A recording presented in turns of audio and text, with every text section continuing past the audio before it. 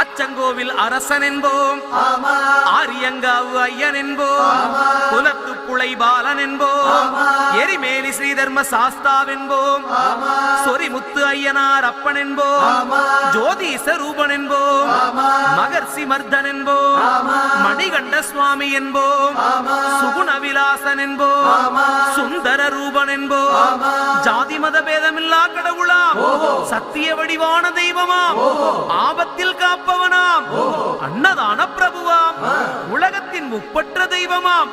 சோதனைகள் செய்வானாம் ஆனா கைவிட மாட்டானாம். அப்படிப்பட்ட சாமி ரொம்ப சிறுசையா ஆனா சக்தி ரொம்ப